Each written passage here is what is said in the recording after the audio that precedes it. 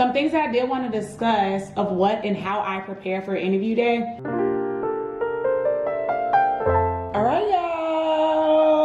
Welcome back to Midday Medicine with Vix, and it is an interview day. First interview, I was out of town, so I was at my friend's house, and so today, and the interview's in approximately 35 minutes. Y'all gonna help me or watch me. We're gonna do this together, collaborating, if you will. To get my desk area together, I need to wipe off this whiteboard, do my little setup, because I talk about plants a lot in my app. I need to put a plant behind me so they can see it and let that be the aesthetic. And then iron my shirt and my blazer so we can get together, because this is not what I'm wearing to my interview. Not doubt. Okay, let's do it.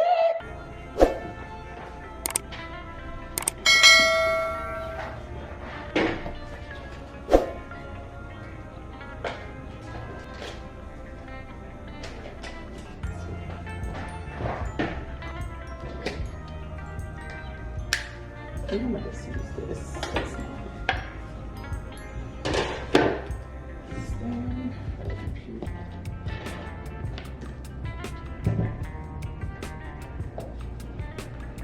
That's the standard. Dustin. I don't see that dusty over there.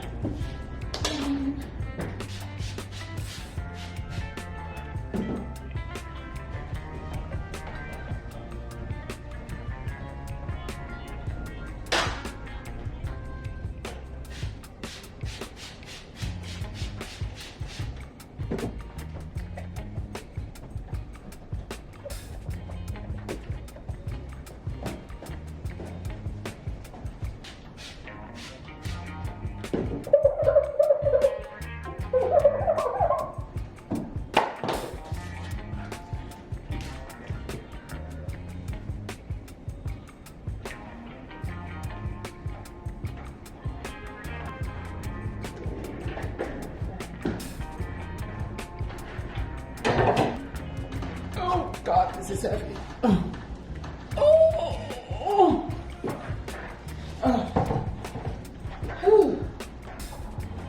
Okay, that is too much in my face.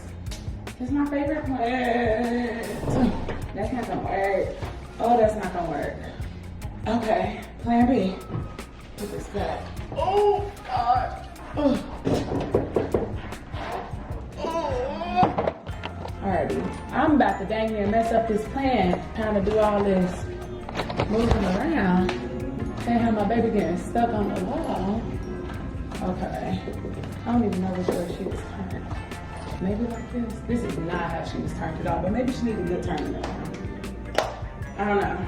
There might have to be enough for that one.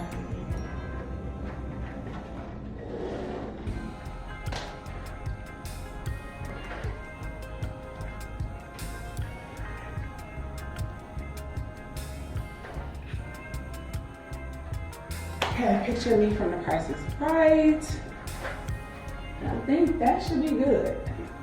Whew. Okay, y'all, so this is essentially what my background looks like for my interview. And we just had the opening introduction portion of the interview. But some things I wanted to talk about. I have an interview, my first interview is in 15 minutes, so I'm gonna make this brief. Some things that I did want to discuss of what and how I prepare for interview day. Well, I would have likely gotten my background together more in advance than what I did, but I really wanted to show y'all so y'all could come with me as I did it. Very simple. You don't want nothing too distracting behind you that's going to take any attention off of you and put it on what's behind you. You know, the emphasis or focus on things that are not important. I really love pattern things.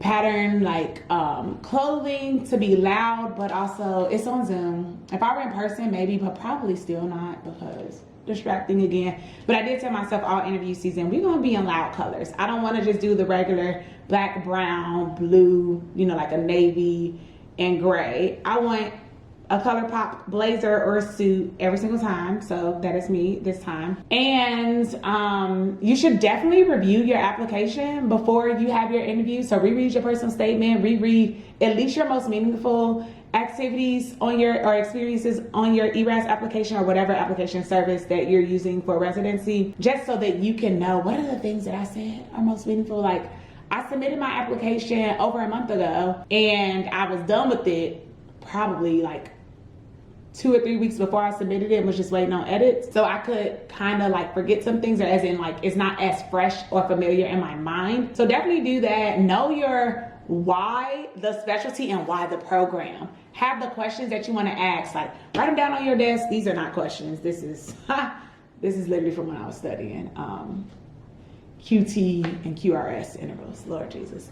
But yes, have the things prepared. It's okay if you're looking down during an interview, just let them know like, oh, I'm taking notes. And you can look at your notes. I brought my iPad to my desk. Granted, I have nothing written on my iPad because all my things are up here in my brain. But seriously though, like, just be you, be bubbly, be cheery. When I was doing mock interviews, people gave me very good feedback on how I was answering questions. And also just was like, you're so confident. Like, I like want to learn more about you. And I did 2 mock interviews, right? One was on a Friday and then the next one was the following Wednesday. And that person was like, keep smiling when you're talking because these are not in person. So you have to let your emotions, your personality go through the screen so that they can feel it. Feel the warmth of my sunshine, okay? And so like, just be you. Be you and have fun with it, right? Just remember at the end of the day, as much as they're interviewing you for their program, you're interviewing them to see if you are a good fit for their program as well. And remember why you're doing this. Like, you're at the end of medical school. Or if you are a graduate and you're applying, like you a whole doctor, you now want to get your doctor job, get your doctor residency salary. So then we can get that big 6 figures as a physician. Like, have fun with it. Be yourself. Do not come off as inauthentic, and do not lie. Because you tell one lie, you gotta tell so many other lies to cover up the first lie, and it's just like ridiculous and unnecessary. My very first interview day, the interviews were 15-minute blocks, and like the moment you logged off from one interview, you have to log on to another interview. This one is 20-minute segments, so you have a 5-minute gap in between each one, which will allow me to drink some water. So definitely have some water on your desk as well. Because I remember during those interviews, one of the interviewers, I was like logging on, the camera was loaded, and I was like, okay, let me get a drink of water. And the moment I put that water to my lips, the interviewer was like, oh, I caught you mid-drink, huh? It's a little thirsty. And I'm just like, yeah, I'm a little thirsty. It's just a lot, it's been a long day. So like, you know, do whatever it is that you need to do for your comfort. I don't have my stress ball here. I think it's on my counter over there. But like, if you need a stress ball, you're on Zoom, you know? If you're one who uses your hands a lot and you're fidgeting, use your stress ball, use your fidget underneath your table. And try to, you know, be engaged with your interviewer. And as best as you can, look at the camera on the screen and not your face. It's very difficult. And I don't really think that people dock you for not looking at the camera because, I mean, we're human. Most people, you want to look at the person even though the person isn't in front of you because you want to just simulate as best as possible in-person interviews and in-person interactions, in-person engagement. So yeah, have fun, y'all. And I will give y'all updates. Not on this interview day specifically because obviously I just want to share tips on how I prepare for an interview. I'm like taking you with me. We have a midday break, so I will be middaying going to the gym. Told myself new goals as we are in the last quarter of the year are to go to the gym 3 times a week. And beginning of medical school, I was a 5-time-a-week girly. Recently, I've been going one day, and that one day will be Monday, and then I fall off.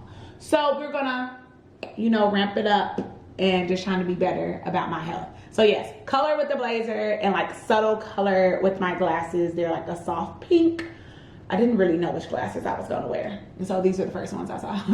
So I did that. Okay, let me get ready. I got 11 minutes back. The best interviews really are those that are extremely conversational, and I enjoy that. So I have an 1.5 hour break before I continue or finish up this interview day. I am going to hit the gym.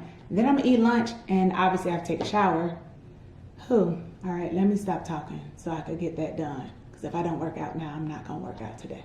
All right, see y'all soon. Okay, y'all, so in summary, for interview days, the way that they've gone for me so far, no interview has been longer than 20 minutes. That means it goes by really, really fast. Be succinct with your answers. Do not have these long, run-on, drawn-out responses because the clock is ticking. And after they're done asking you questions, this is the time when you're interviewing them. You have your questions prepared. And you can even ask the same questions to every single program and compare them across the board. Or you can ask program-specific questions. Whatever the case may be, please have some questions to ask. And this is questions to residents and attendings, faculty, program director, associate program director, whatever the case may be. Whenever you're in these Q&As with residents, definitely ask some questions. If they have a social, go to it. I know you may not want to go, but you need to go. You need to show that you're engaged and show that you care and that you want to learn more.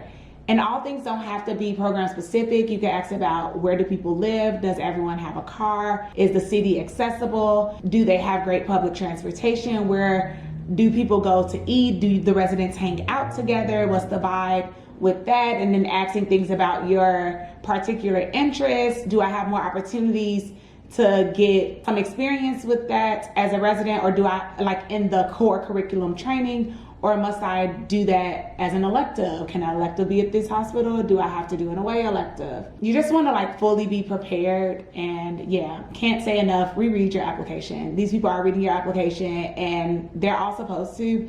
In the event that you feel like someone has not truly read your application and the questions that they're asking you, re-emphasize your key points of your application. Some things that are important to you on your personal statement or your most meaningful experiences. Like, keep bigging yourself up. Talk about yourself as you are your biggest supporter, and role. You know, like, you are the lead character. You're the main character. You're not a supporting actor, actress, or an acting person. And this is your time to shine. You put in all the work. The things that people told me when I was applying to medical school, you get an interview, they already liked what they saw on paper. They just want to make sure you're a real person.